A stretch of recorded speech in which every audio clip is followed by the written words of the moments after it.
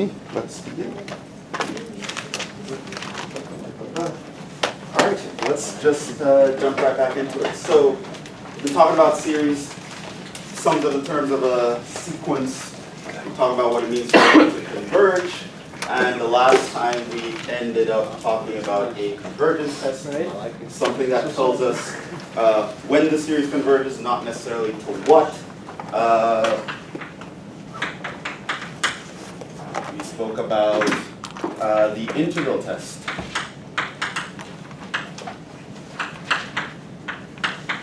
So just to remind you of what this is, because we're actually going to use this to talk about the next few tests that I give you. So it's like given the series AN,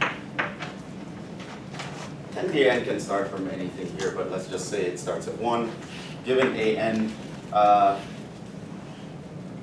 if we set, say, AN equals some f of n, so we look at the formula, and you have a few things occurring.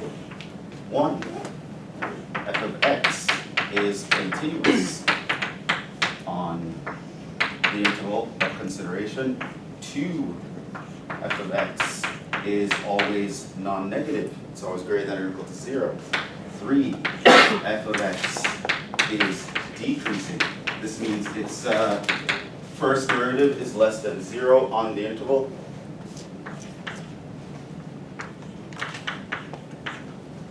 Could also deal with eventually decreasing, but we'll probably, if that comes up, we'll deal with it.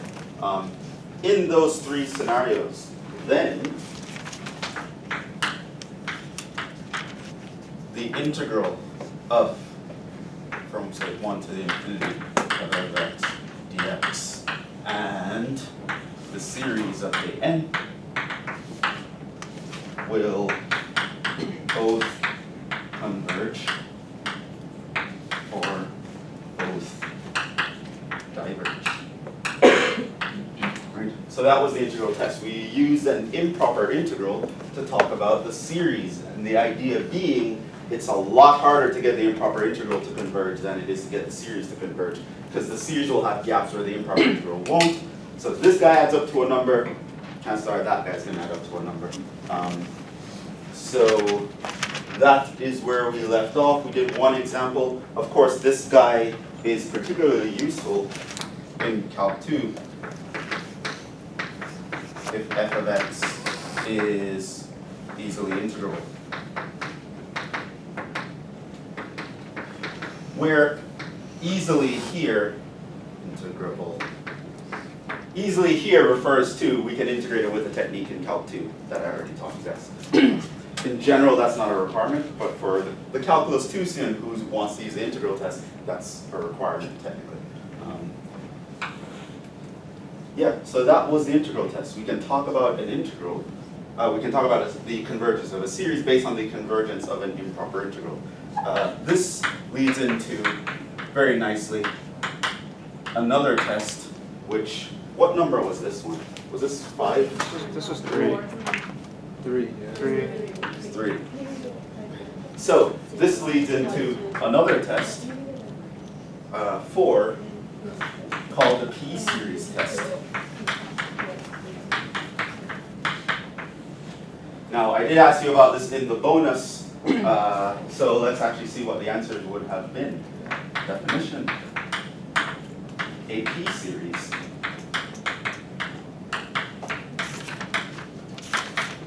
is one of the form.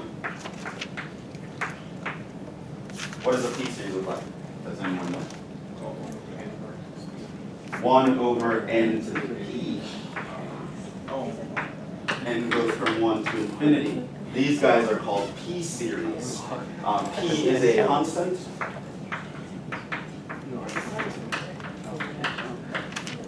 So they specifically have this form. That's what a P-series looks like. Now, that probably reminds you of an integral that we've done before.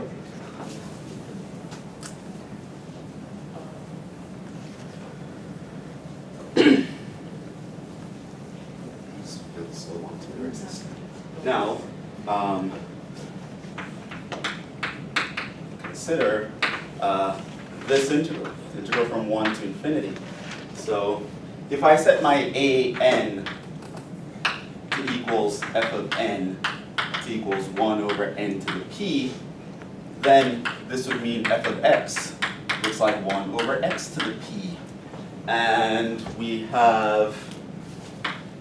saw previously that the integral of 1 over x to the p dx converges if and only if our p is larger than 1. This implies what we call the p-series test.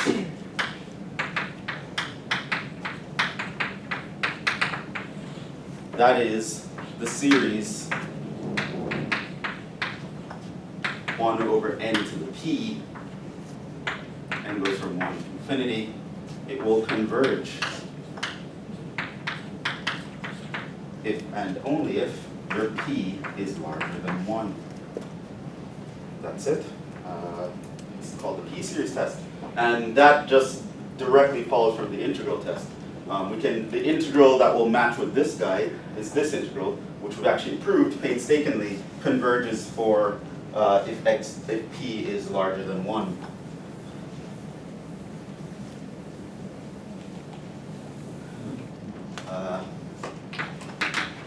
Some simple obligatory examples here.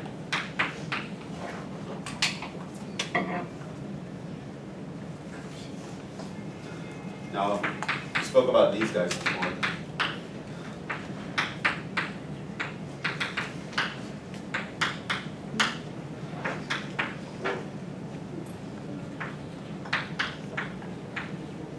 Throw in a couple more.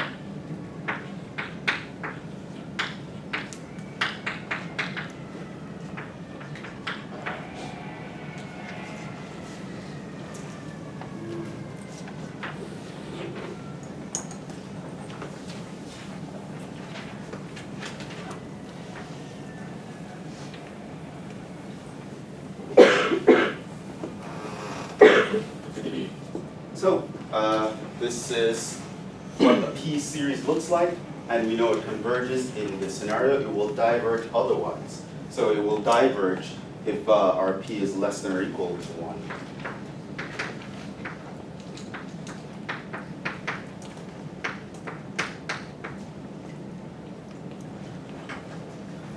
Now these guys are mostly straightforward. There are some silly examples to kind of get used to the idea, but where p-series are really nice is we use them in other ways, in the other tests that I'm going to tell you about. But here, a 1 over n equals 1 to infinity. This guy is the harmonic series.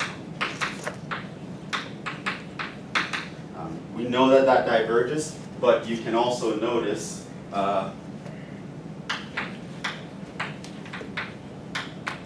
here's this test. Since p equals 1 here, we can conclude series divergence.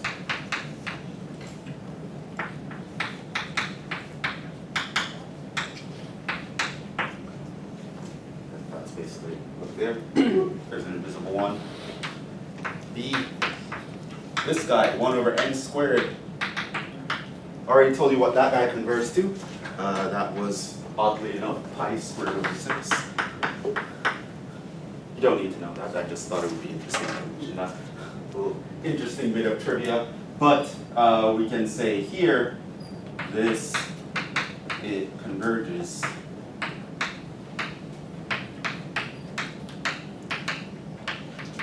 p-series test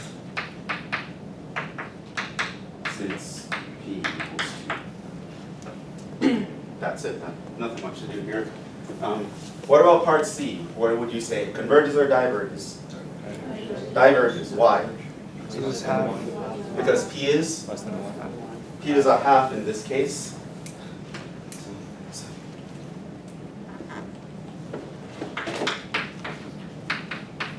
See 1 over that. That just means 1 over n to the 1/2. This implies divergent series. P equals a half plus D. Converges or diverges? Converges. What is your P here? 11 over 10. So you'd write this in the right form.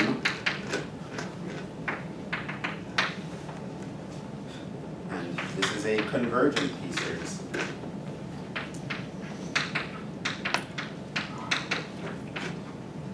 P equals 11 over 10 greater than 1. That's that. So this one diverges.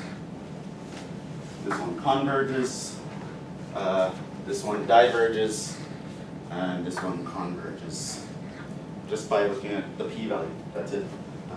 We get that one pretty easily for free because we already proved a theorem about the corresponding integral to this guy. So that's the p-series test. Nothing much to see here. Something that you should know. It's going to be important in other ways.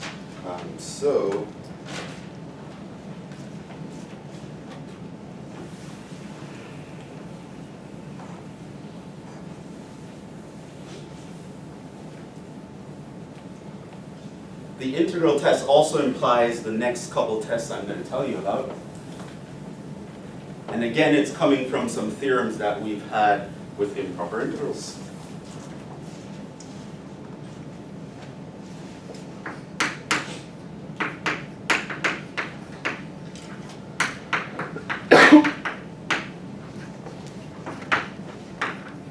Comparison theorems.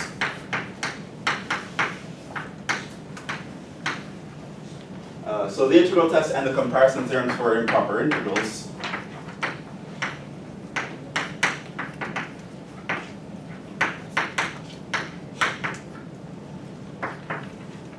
imply the next two tests.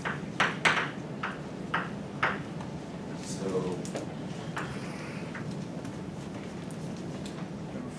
yeah, 5. He knows what I was trying to remember. Okay, so the fifth, well, technically it's the 6th because we started counting at 0.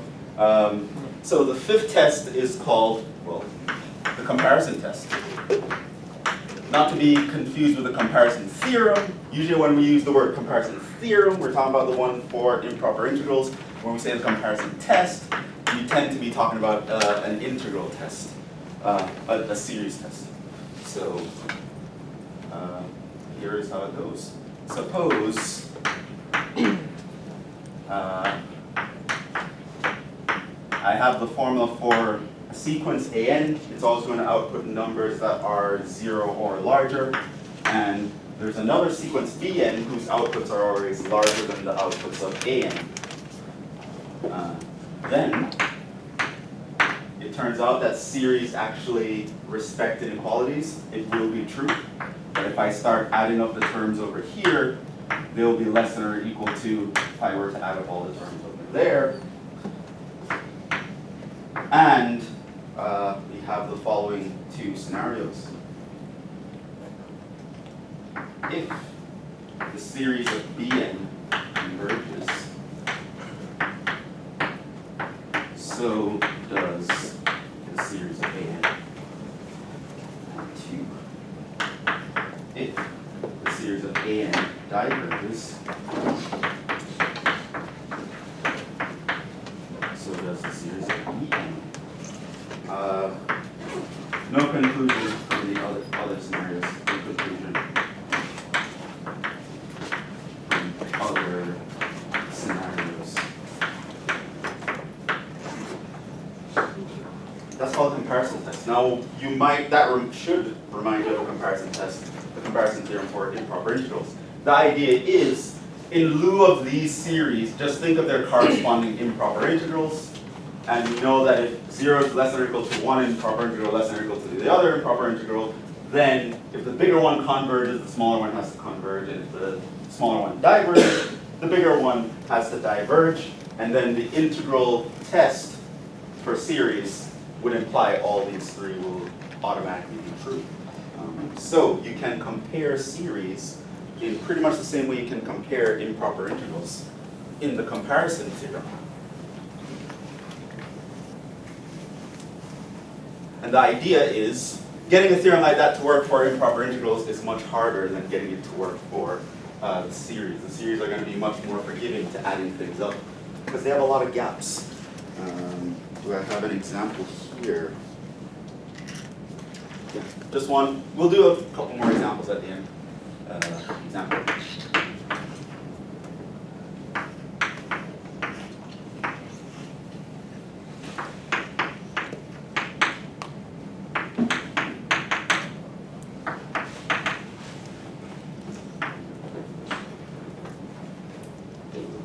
There is a series.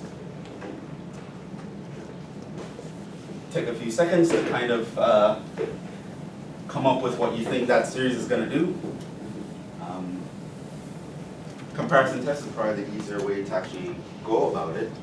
And tell me what you would think. Converges or diverges?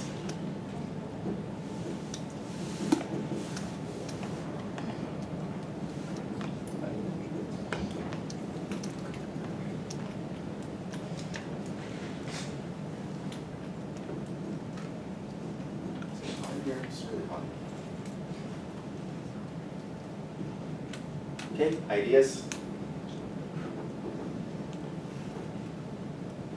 Yep. Maybe we could compare it with something like 3k plus 1 over that. Because it's greater. 3k plus 1 over this. Yeah. And what's your goal here? If you want to see if it converges, then if the 3k plus 1 series converges, then the previous one also converges. Okay, how do you know this converges?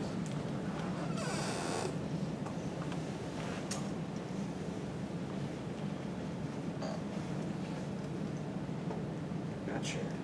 Yeah. I mean, the idea is you want to actually know about like one of them, right? Yeah. So if you want to show that something converges, what you have to do is find something bigger that you know converges. That is going to force the original thing to converge. If you want to show that something diverges, you want to find something smaller that you know diverges. That will imply that the other thing. So, what about if we compare with 1 over k 3 divided by 1 over k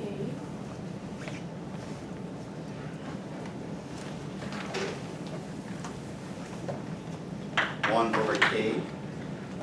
this one will be 3 divided 3 divided by by 5. 5. Exactly. I know, I'm trying to subtract. Like Subtract 1 what? from, like I see the bottom one, like the square root of k 5, right? And then it should be like 2 over 5, and then you subtract the 1. I don't know. But just tell me what you're trying to. Just write it out. Don't worry about simplifying. We'll worry about that later. What do you want to compare it to? Okay. No, it's okay. Yeah? Can you compare it to 1 over radical k to the 5th? Yeah, that's what 1 over radical k to the 5th. Yeah, and then we can use the p series to say that it converges, so then How does this compare to that? well, isn't that bigger than that the top one? This is bigger than that? How do you know?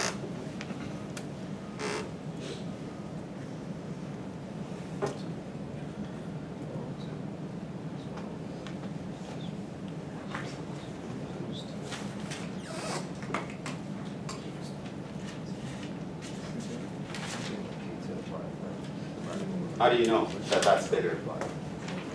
So this would be 1 over k to the 5 over 2. But how do you know that that's bigger than that? That's what you got. And that's. Yeah, that's what you got.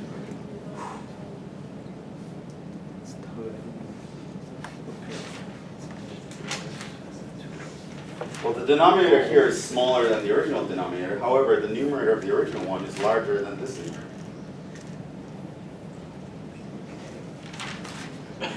So this is going back to the lesson that we were wrestling with from when we were doing this with improper integrals. Don't just make huge jumps. Change small things at a time. So if this were like an integral, what was the idea? What did we use to actually compare things? Highest power. The highest powers, meaning you're looking at this. You're not comparing it to that. That wouldn't make any sense. You're not going to know if it's really bigger or smaller.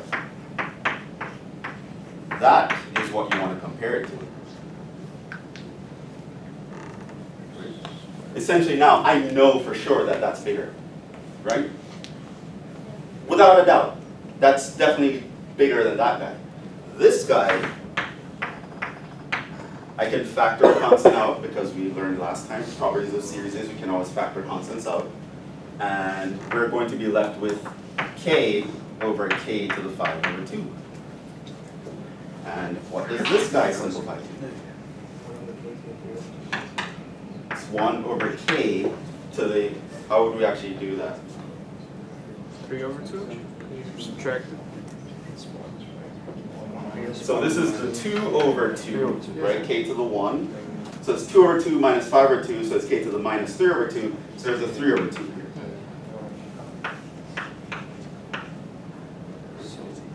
This is the guy that we want to compare things to. And of course, you'll notice if I put a series thing in front of this and factor out the constant, that's a p series. And it's pretty easy to know what that's going to converge to. Right? So that's how you want to think. Don't make big changes, make small changes. Right? Leave the 3 here, leave the radical 2 there. Don't like take away stuff. Why do you even take away the k? That wouldn't make any sense. Leave the k there. You focus on the biggest guys. They're the guys that matter when you go off to infinity. Right? The kind of intuition you're going to use there, the kind of strategy is exactly the same for the comparison theorem for integrals. So how we'd write this out is to do something like the following. Of course, here you'll notice that this guy is always positive for all k's greater than or equal to 0. So what you'll say here is you'd say note 0 is less than or equal to the series of 3 over k over radical of 2k to the 5th plus 2k plus 1. K goes from 0 to infinity, and this is less than or equal to k goes from 0. 1. Well, we can't really make k equals 0 here. So what are our options? 1. Series. Well, we'll do 0 to infinity of the original 2k to the 5th plus 2k plus 1 plus something from 1 to infinity of that new guy.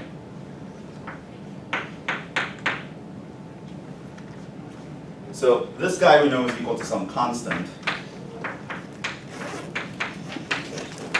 plus the series of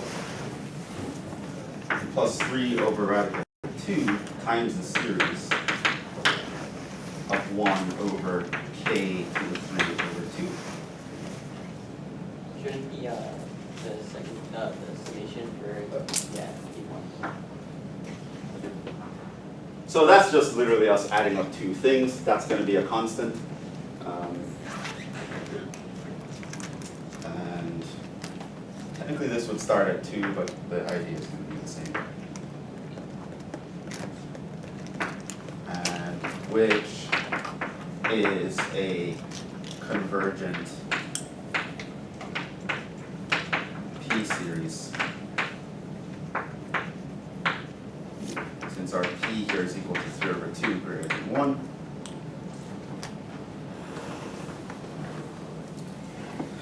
And then you'll make your concluding remark.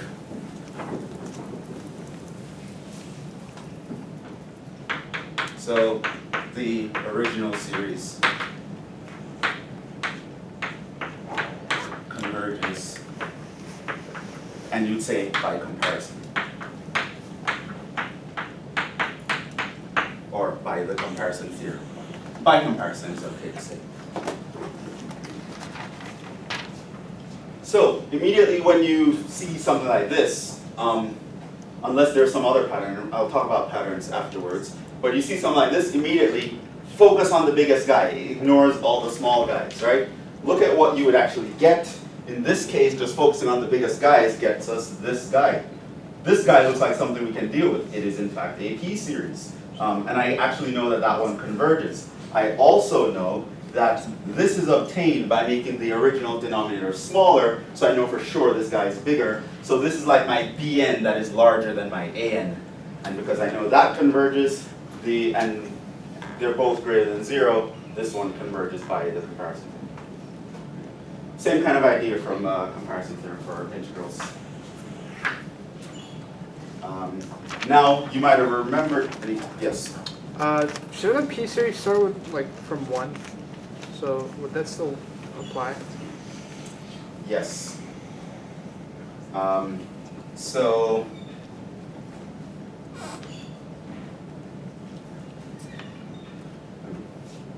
I can start this from 1, and I can actually just, for the first term, it'll still work if I started from 2. You can actually prove that, but I guess, yeah, let's not worry about the minutiae here. What I can do is actually plug in the 0. If I plug in k equals 0, I would actually get 0. So I can just plug in the first term and start from the second term technically here, which is 1. And then that fits very nice with a p-series.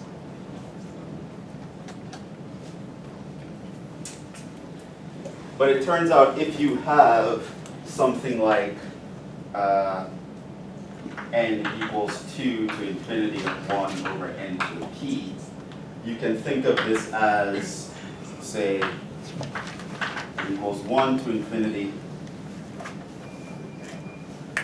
of 1 over n to the p minus pretty much the first term.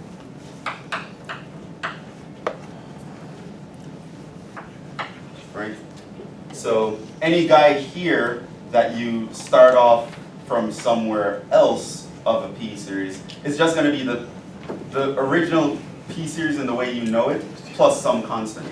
Same way if I had, say, let's say n equals 5 to infinity of 1 over n to the p, I can still think of that as a p-series because that is really 1 to infinity of 1 over n to the p, which is the p-series, and then all I have to do is subtract the first 4 terms.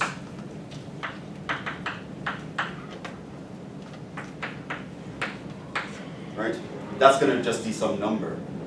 So I can still use the p-series theorem on that part. Right? So yeah, if it doesn't start at 1, I can just think of the first few guys as just a constant. And so I can still essentially think of it as a p-series.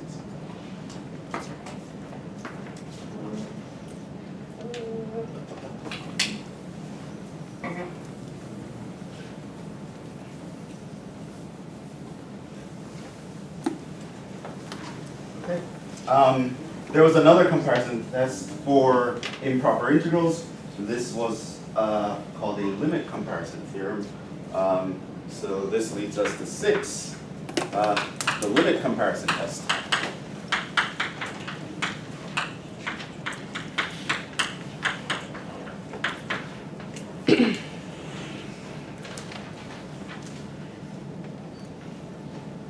Basically, again, suppose you have an and bn are greater than 0, and if you take a limit, of course it's as n goes to infinity, but whatever, of an divided by bn equals L, where L is a positive real number.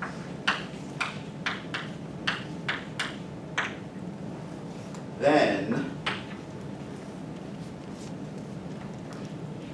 an and bn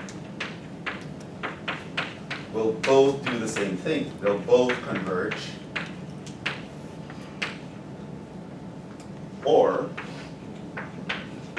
diverge.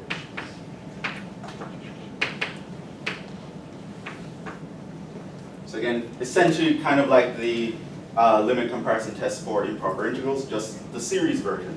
Because the integral version is actually a lot harder to get to work than the series version. The integral version just implies the series version right away, because your series is going to be less than or equal to all your integrals. So, yeah, that's it. So the idea is, given some series summation of an, if you can find another series bn, such that the ratio gives you some positive real number in the limit, then you knowing about what bn does will automatically tell you about what an is doing. That's called the limit comparison test.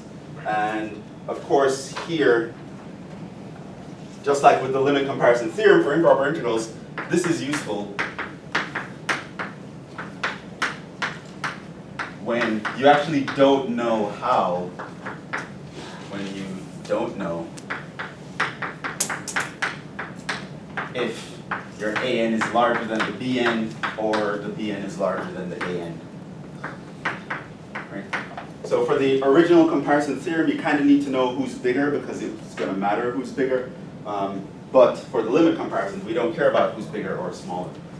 So again, if you ignoring the little guys leaves you over with something where you're not sure if it's bigger or smaller than the original, then the limit comparison test can be used.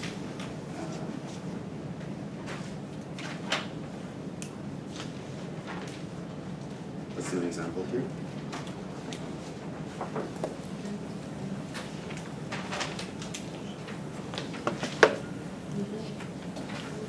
So I'll just do one example for you to see how you'd actually write this out.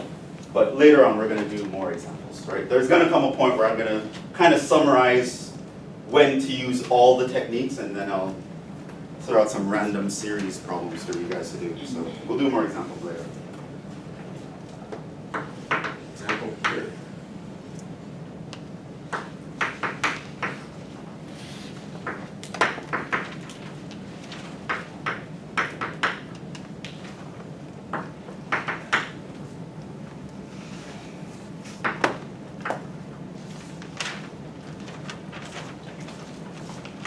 So you see something like that. You could actually do the original comparison theorem here, but let's say you just wanted to jump in and compare the bigger guys.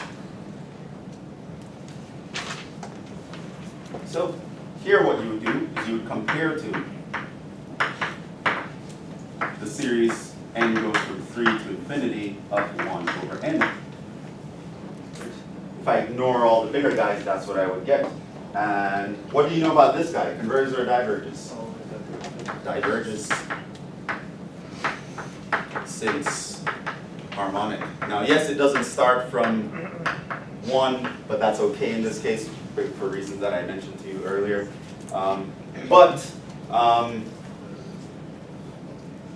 If I look at this guy,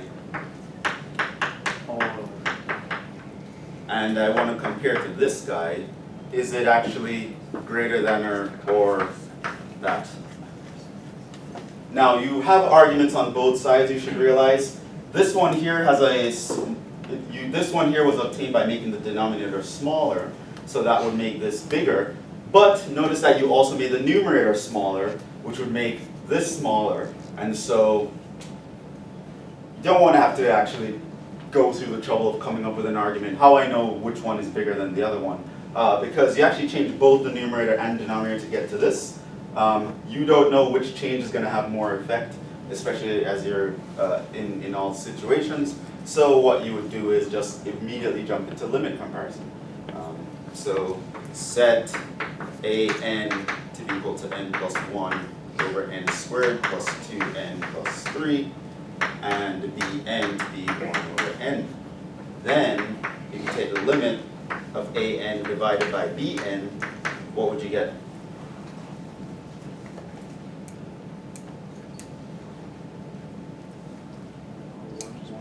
One. 1 is larger than 0, and so because you know about Bn, the fact that Bn diverges, you automatically know that An is going to diverge. So now, since Bn diverges, An diverges by limit comparison.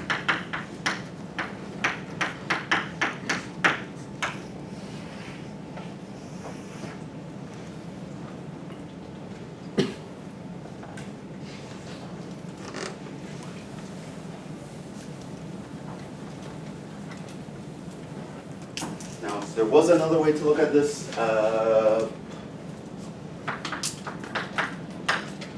Could have also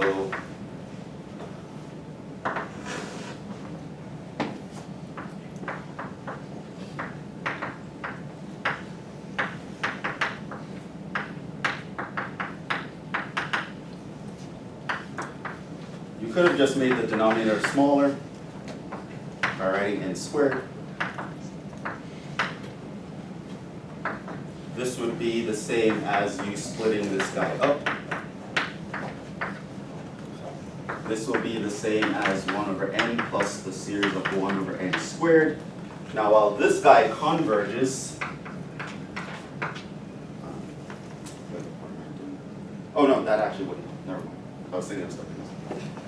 That wouldn't help. Because I just found something bigger that diverges.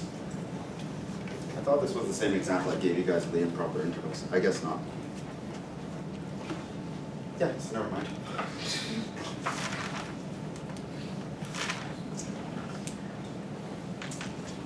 If this were like negatives here, then we could have done this trick and got it on this side, and then that would have worked out. That's the comparison.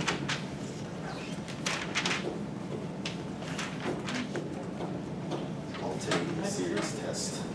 See how quickly we get through these. This leads us into test 7, which is different from the others. You don't need the integral test here. We're talking about the alternating series test.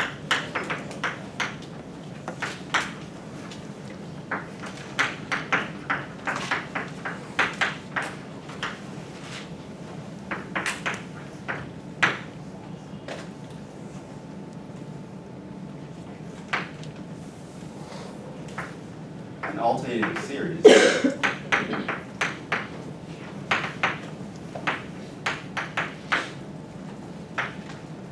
has a form equivalent to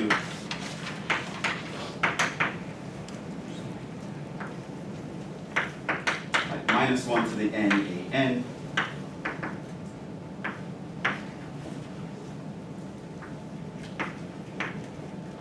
where an's are always positive.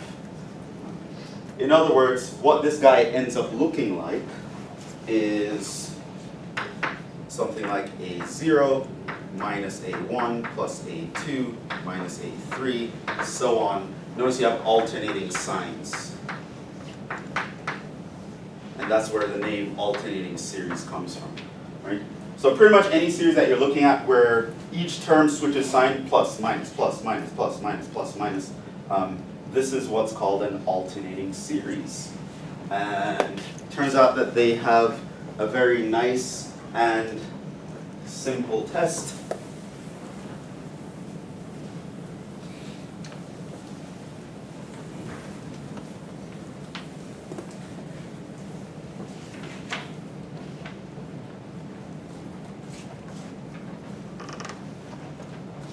So most of the time you're going to see someone like this here. You might see like a -1 to the n plus 1 or something like that, just to kind of get the signs to start at a step that you'd like. But essentially, you want to look for alternating signs, very usually indicated by a -1 to the n, or something similar. Now, whenever you have such a series, so test here, given this series,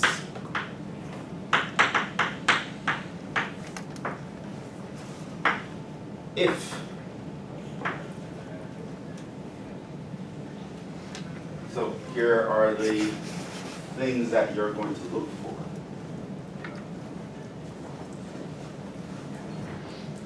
Of course, your AN needs to be positive.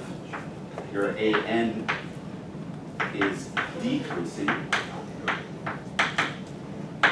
Now remember what decreasing means. We defined that. It either means you can prove or justify or clearly see that AN plus 1 is going to be less than or equal to AN for all n.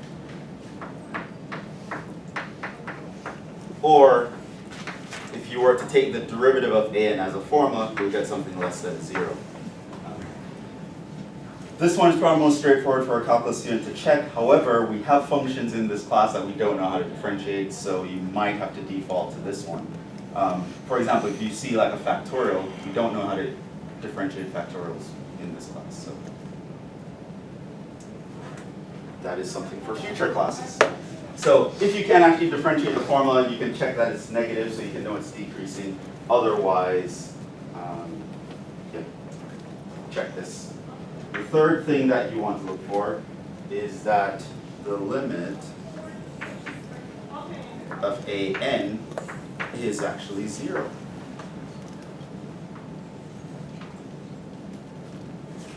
Now if AN is decreasing and the limit is 0, for an alternating series test,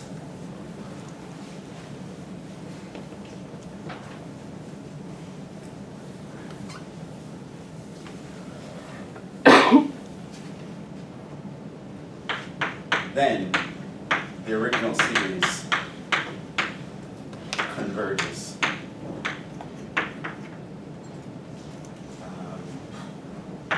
Conditionally, we'll talk about this a little bit more.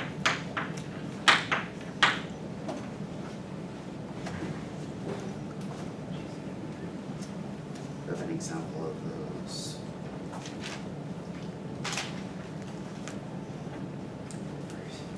Silly example, but so that's the alternating series test.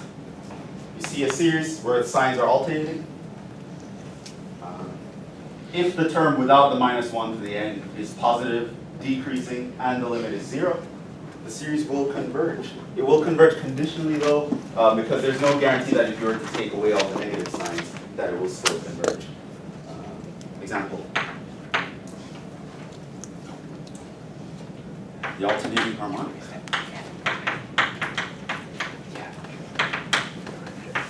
Not one that's very difficult, but it's of historic significance.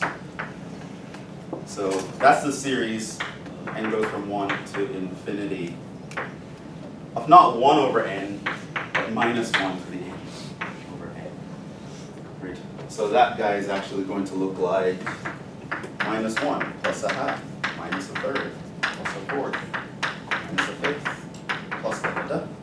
Now we notice with all plus signs that this guy will actually diverge because it is actually the harmonic series, but this guy actually converges, memory serves, to minus ln of 2 of all things. Are we going to prove that? We might prove that later. I don't remember if we can.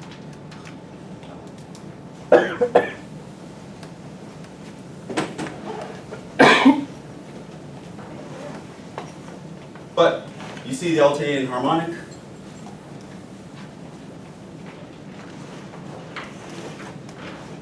One thing you would note here is if we set AN equals 1 over n, then AN is of course going to be positive for all n. Right? Because it's going to be 1 or a half or a third, but these are all positive. And you know that AN is decreasing. And you can know that because 1 over n plus 1 is of course less than or equal to 1 over n, as well as AN prime would be minus 1 over n squared, which is less than 0. And the limit of AN is just the limit of 1 over n, which is 0. So see someone like this, these three things check out, we can conclude that this guy converges.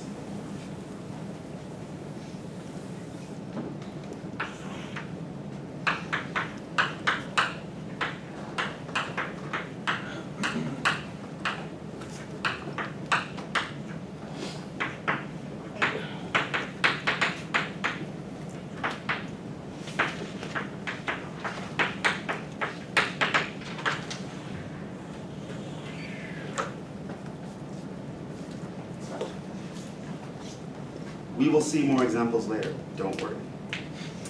Let us talk about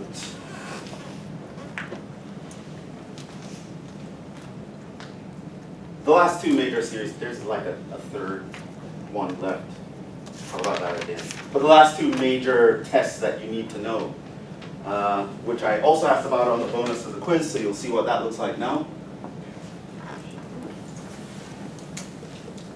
The ratio test and the roots test.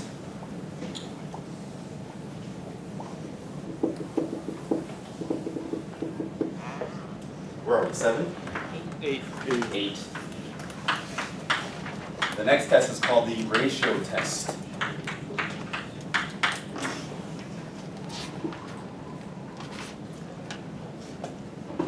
So here's how this test actually works out. Given this series, AN.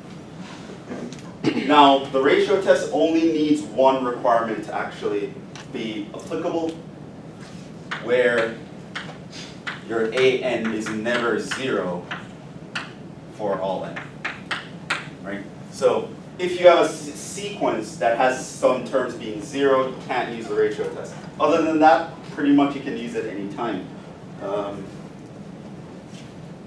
Given that, we may compute a particular limit. L equals, did anyone get this one?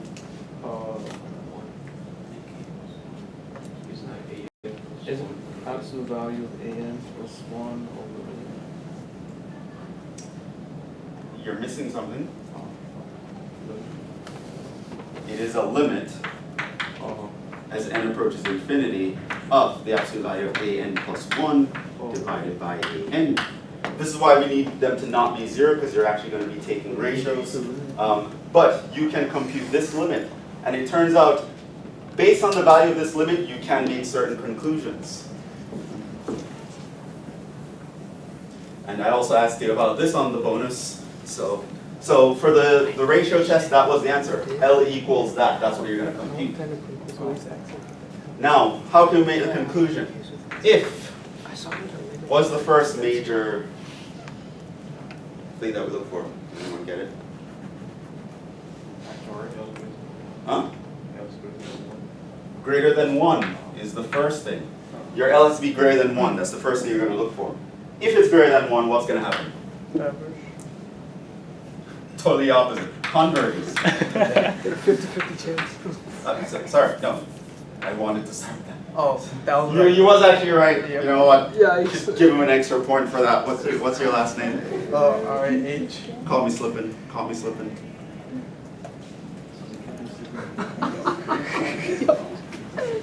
I'm just trying to rush through because I want to. All right. You call me slipping. Less than 1 is what I wanted to start with. If it's less than 1, it actually converges. Not only does it converges absolutely.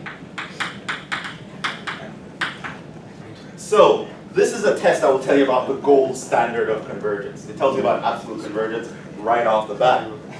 It does not matter if guys are hitting negative signs or anything because you have absolute values here. So convergence here is absolute. So that was one scenario. Of course, if your L is greater than 1, it diverges. What if it's equal? Now, you might notice that I left out 1 specifically. If L equals 1, no conclusion can be made from this test.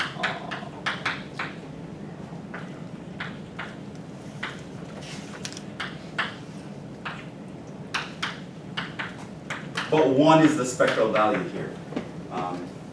If the ratio is less than 1, it will converge, not only converge absolutely, which we'll get back to. That was very important.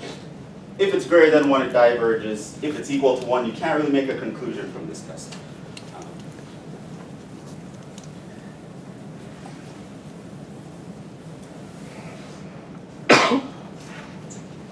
So we're going to slow things down a little bit at this point, and by that I mean I'm going to ask you guys to do the next 2 problems. A.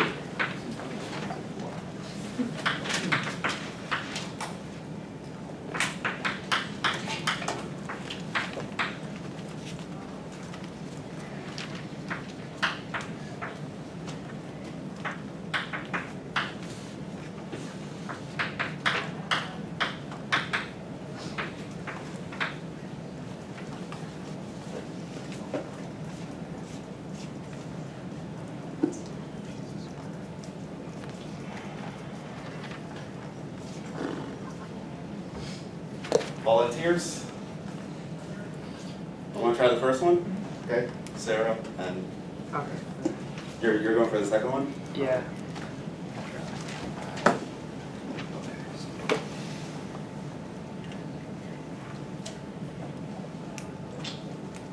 Okay, question to, I guess, someone else other than who raised their hands. So you're going to have like 5 seconds to answer this. Tell me about this guy and the reasoning behind it. Converge or diverge? And why? Diverge.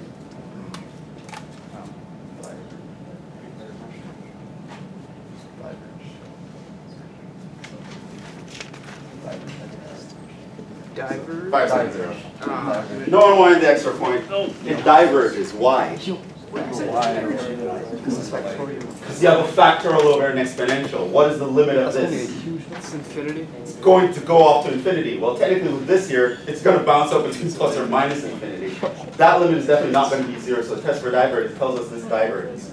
So you already know the answer. This diverges. But specifically, I want you to use the ratio test to conclude that. However, if this showed up on an actual exam, I expect you to use the test for divergence here. Like that limit doesn't go to 0. This limit does go to 0, but you can't make a conclusion based on that alone. So, do that. There goes the point.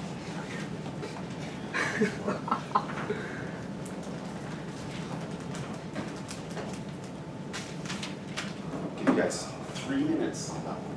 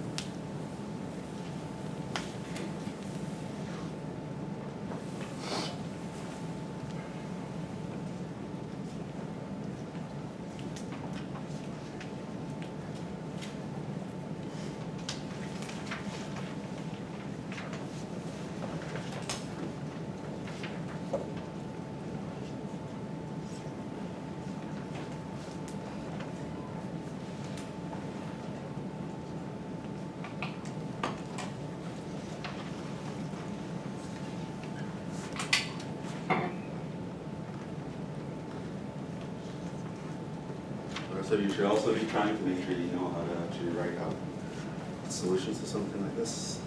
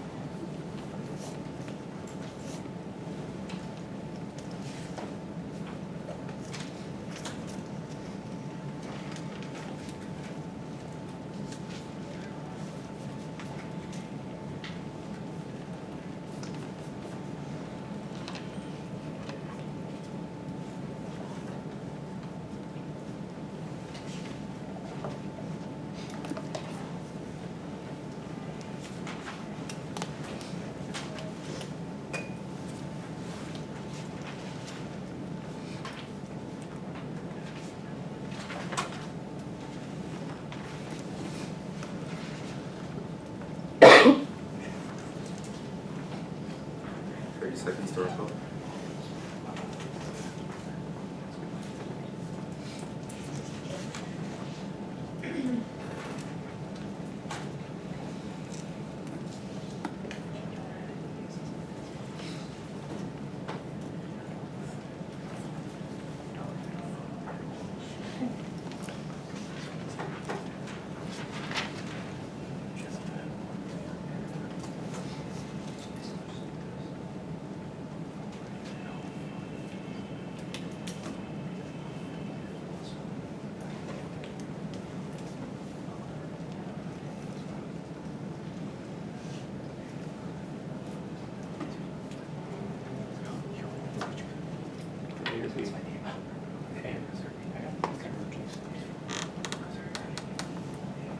So all I did was from this definition, you have a n of So you use the root test, right?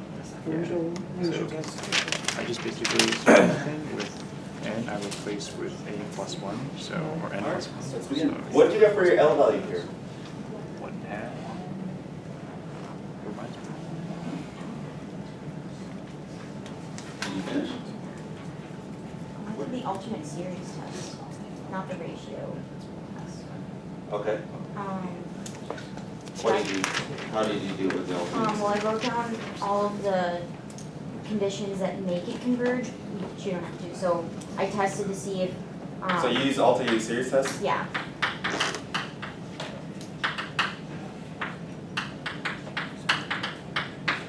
Okay, what were the things you checked? I checked to see if, a to the n is decreasing. I checked if a to the n plus 1 is less than a to the n, and I checked if a prime is less than 0. Okay, so you have a n here, notice it's pretty obvious that a n is larger than 0. What did you check? I'm gonna check to see if a to the n plus 1 is less than or equal to a to the n. Okay, And I, and you did the derivatives? yeah, I did do the derivative, it was complicated. I actually got 0 for the derivative. But I did the quotient rule, which messed me up a little bit. Basically, I think that it diverges, the series diverges by alternating series test. Okay, The biggest hint was when I did n1, n2, and n3, and I got negative 1/2, 1/4, and the negative 1/8. 1/4 is not less than or equal to negative 1/2. So so this is a peculiarity of the alternating series test. Mhm. You want to notice in that test, you ignore this part, right? My an is the part without that. Oh, So the negatives do not come into play when I'm thinking of them being decreasing. We could actually find the derivative here, just by differentiating that, what would the derivative of this look like? 1 over 2 and What's the bottom times the derivative of the top? 1 Minus the n top times the derivative of the bottom, derivative of 2 to the n? and 2 times n to the n. No. Derivative of 2 to the n? 2 to the n ln of 2 over the bottom squared, which is 2 to the 2n. Now, if I look at that here, I would get 1 minus n ln 2 times 2 to the n over, well, 2 to the n squared. That cancels one of those. Now, here, my n is going to be, this is, of course, negative for a large n. Right? So, in fact, it's going to be negative starting at n equals 1. Right? ln 2 is larger than, ln 2 is actually a little smaller than 1, but right at the very next term, it's actually going to become larger. So, it's decreasing. The third thing to check is the limit of an. This is just the limit of n over 2 to the n. What is that? 0. How do you know? Because exponential goes faster. You have an exponential versus a polynomial. Exponential is faster. It's bottom heavy. The series converges.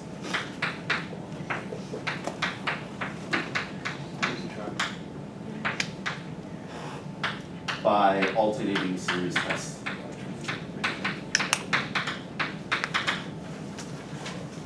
Did anyone do it the ratio test with? Yeah. You did? What did you get for L?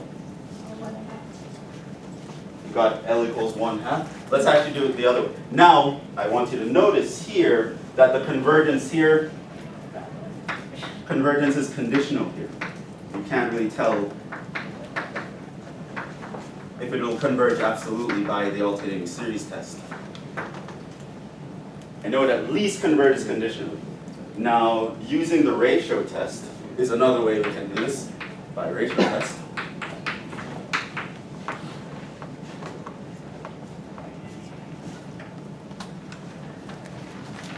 Your L would be what here?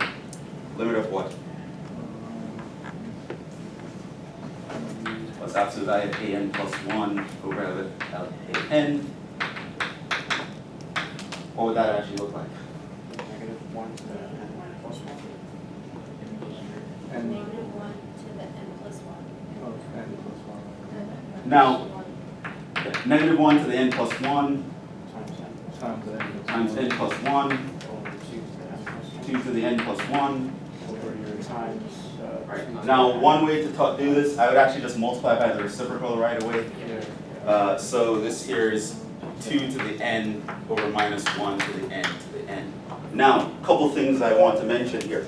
Much easier to multiply by the reciprocal than to actually divide. It's a lot less bulky. You're less likely to make a mistake. So what I did here was actually just multiply by 1 over a to the n. It's the same thing. Another thing you want to notice here is you could ignore the minus 1 to the n's. Right? They're not going to matter. Now this guy here, of course, he's going to cancel into that. You're going to have this negative sign, but you're taking absolute value. So the negative sign is going to disappear anyway. So it's okay to actually not write in that part. So that's the first thing. So that is the initial, what the limit is going to look like initially.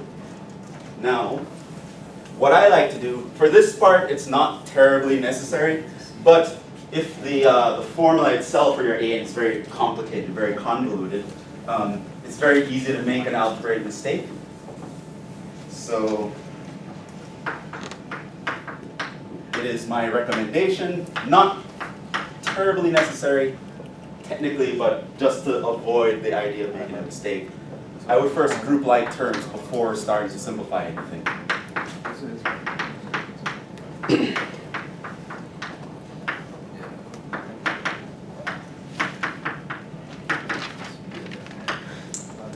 So what would that look like? Well, that means I have some polynomial guys, the n plus 1 and the n, just group them together, times all the exponential guys, because it's multiplication. We can slide things off and do it in a different order. Right, so I separate all the guys. If I wanted to keep the minus 1s to the n, I would have had the third part here. But like I said, that's not terribly necessary. Then I start to simplify. So that's going to leave me a negative 1 sign. This cancels into that.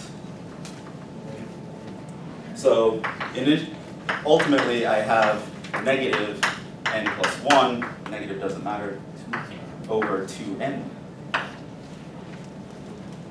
What is that limit? 1/2. Now 1/2 is less than 1. So not only does the series converge conditionally, it actually converges absolutely. Which, if it converges absolutely, we're going to want to know about it. The series converges absolutely.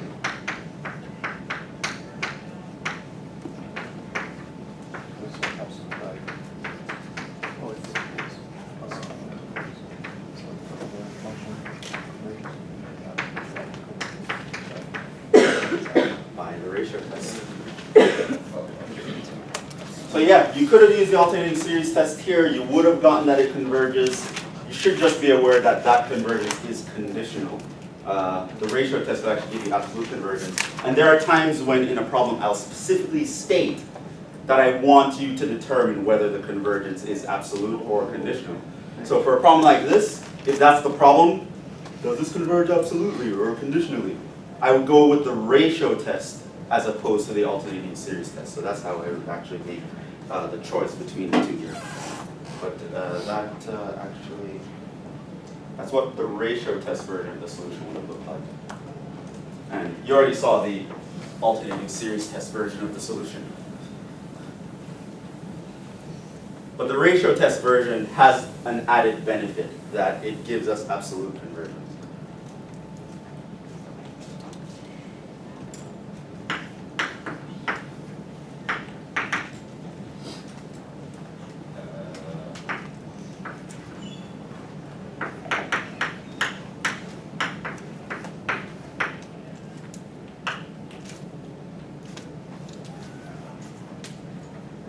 What did you get for L here? It was infinity. Went off to infinity. How would you actually set this out? By the ratio test.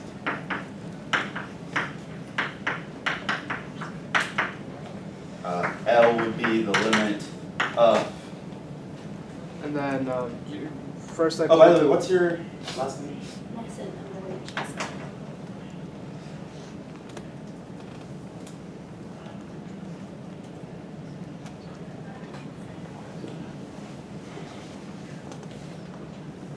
You said Moxon? Lesson, yeah. Oh, yes, okay. Okay, what then? Yeah, I plugged in n plus 1 for the top part, so that'd be like n plus 1 factorial over e to the n plus 1. And then I'd multiply it with the reciprocal too, so I did e to the n over n factorial. I ignored the negative 1. You could rewrite n plus 1 factorial as n plus 1 times n factorial. And then you could rewrite e to the n plus 1 as e to the n times e. And then from there I just cross that n factorial and e Right. to the n. So this guy here, n factorial, remember what that means. N plus 1 factorial, this part here. This just means n plus 1 times n minus 1 times dot dot dot, going all the way down to 3 times 2 times 1. You'll notice that this part here is actually just the definition of n factorial. So for the factorial, I can just start the multiplication, but then stop it when it coincides with some other factorial that I have. So I have another factorial down here. So I just run off the first term of this guy, and those guys will be the same. So now we can get to cancel in. can cancel this with that, can cancel this with that.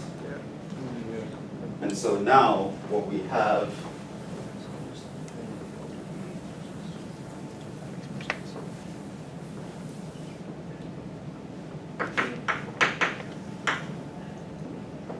n plus 1 divided by e. Now e is just a constant. That's actually infinity, which as it turns out is greater than 1. The series diverges.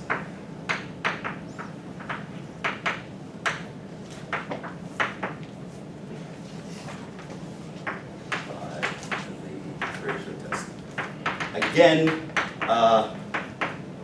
in the real world scenario, I would hope that you would have done the test for divergence here as opposed to the ratio test.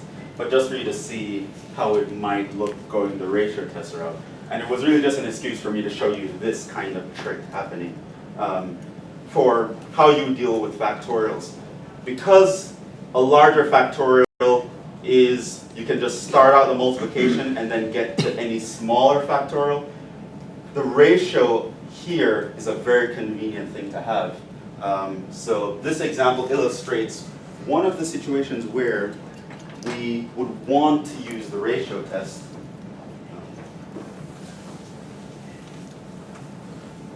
On a test, would you ask us to do it a certain test, or Nope. just do whatever? It's going to be like integrals. So like in a test or a quiz in general, I'm just going to give you a bunch of different series. You do whatever you can do to actually tell me about them. The above imply the ratio test is particularly useful in these situations.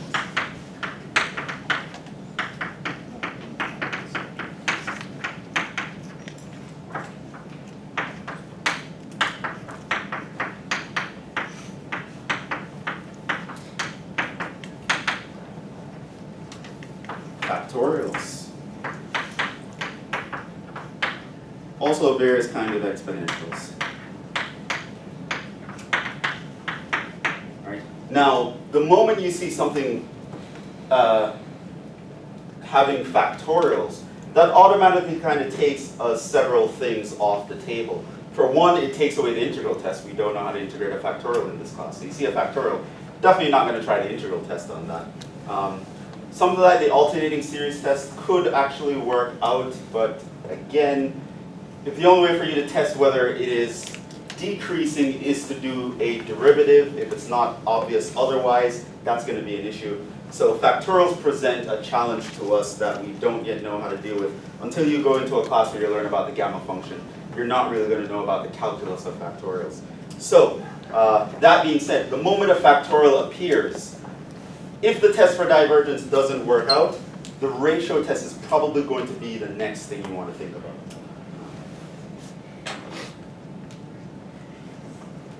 Was there another question? I thought I saw something raised in there.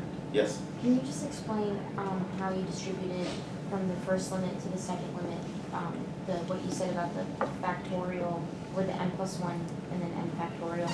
I just didn't really get how you multiply. Oh, well, remember what factorial means. Factorial means you're multiplying all numbers from 1 up to the integer. Right, so if I have n plus 1 factorial, what does that mean? It means I'm taking 1 times 2 times 3 times going all the way up to n minus 2, n minus 1, n plus 1, right? Multiplying all the way up. Now what is n factorial? Well, it's 1 times 2 times 3 times n minus 2, n minus 1, and you stop at n. But this is that. So it means that this guy here can be thought of as n factorial times the n plus 1. So this n factorial here is just n plus 1 times n factorial. Yep. Okay. So that is very convenient when you have factorials like that. You could have other scenarios, something like if I had, say, a 2n plus 1 factorial, for example. What you would want to do if you wanted to do the ratio test, that is an limit an plus 1 over an. What you'll notice that guy is going to look like, he is going to look like, well, 2n plus 1 factorial divided by 2 times n plus 1 plus 1 factorial. That guy is going to look like, so now notice here in the denominator we have 2n plus 3 factorial.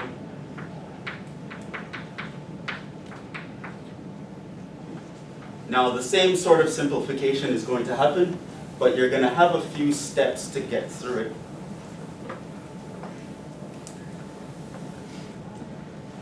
So what you can notice from something like this is the denominator, 2n plus 3 factorial, is going to be 2n plus 3 times 2n plus 2 times 2n plus 1. And you keep going down, but that just means you can say a factorial here. And on the top, we have the 2n plus 1 factorial. This allows us to cancel that. So here you have 2 factors left over. In this situation, we only had 1 factor left over, but it's just that the factorials, they'll just go 1 step at a time. So if you're several steps ahead, you'll just go through the first few steps and then finish off the last few steps with factorials. It's a very common simplification technique.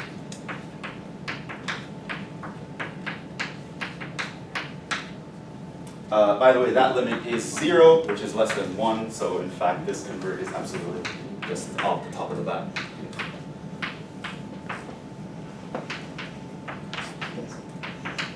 But the fact that bigger factorials include smaller factorials makes taking the ratio of factorials a very convenient situation, and so the an plus 1 divided by the an is very usually going to be favorable towards things like that. So if you see factorials, the ratio test should probably be the second thing to pop into your head, the first thing being the test for divergence. So there is that.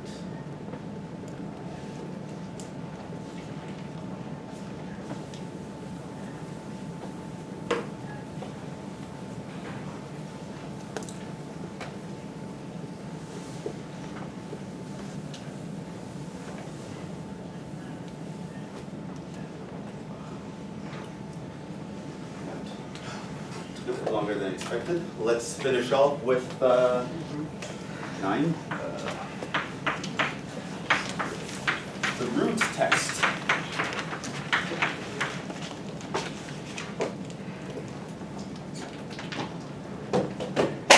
Kind of like the ratio test, but we use roots instead of ratios, so you know math people are naming things. Okay, so given a series AN, and this one has no real restrictions on AN in general. We may compute.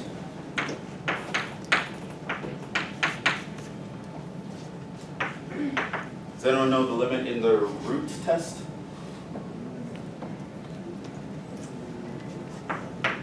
So it's the limit of the nth root, hence the name the root test, of the absolute value of AN. That's what you compute. And the conclusions of this test are exactly the same. So from there, it's exactly the same as the ratio test.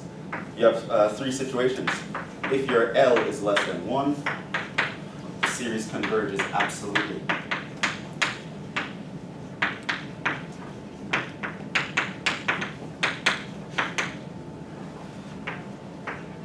If your L is greater than 1, the series diverges.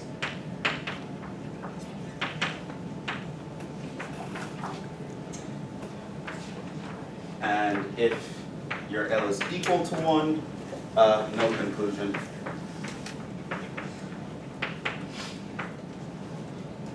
Can be made.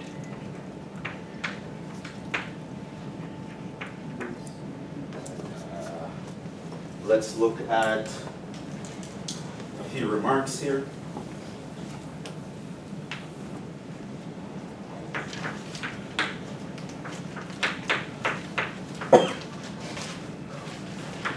1. The conclusions from the ratio and root tests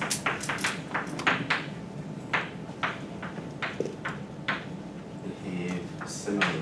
Not just in the sense of that the wording actually looks exactly the same,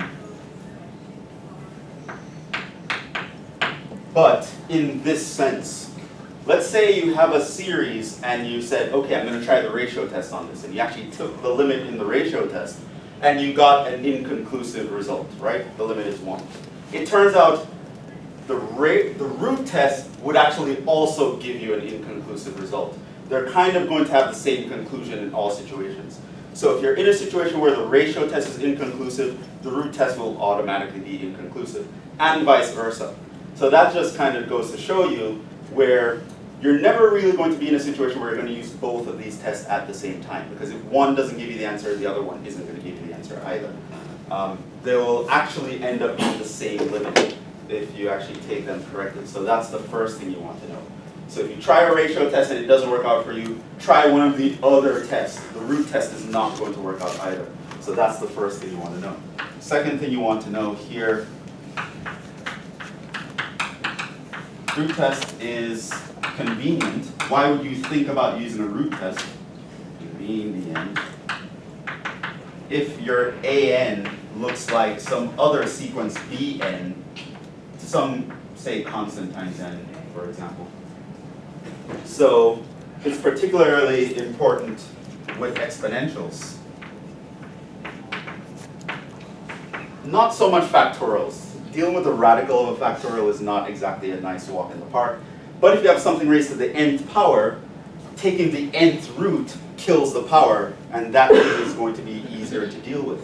So you would tend to want to use the roots test in situations where you have something raised to an nth power. That way the root is going to actually be of some benefit. And second of all, yeah, the root test and the ratio test give the same sorts of conclusions in all scenarios. It is worth mentioning both ratio and root tests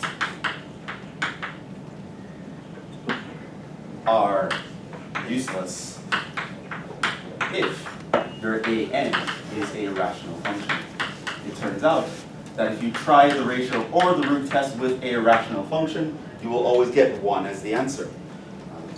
This is because if you go into a rational function and replace all n's with n plus 1s, you multiply out, you get another polynomial where the highest power is the same and the leading coefficient is the same. You take the ratio, they're always going to cancel each other out. So if your AN is a rational function, don't even think about the ratio or root test. They will be inconclusive. Try something else, like a comparison with a p-series would be nice for a rational function in general.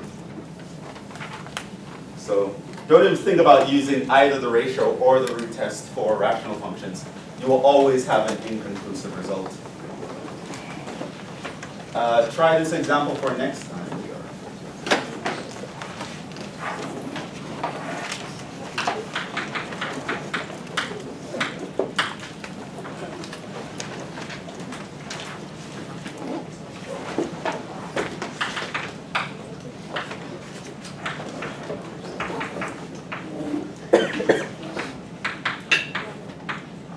That one just like begs to use the ratio test. You have that little nice n power up there.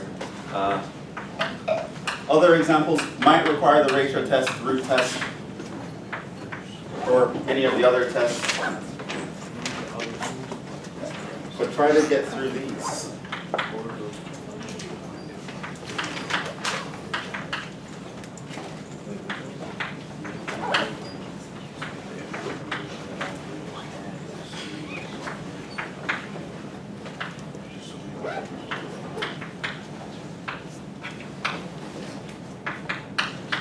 And whenever possible, try to tell me about absolute convergence versus conditional convergence of all of these.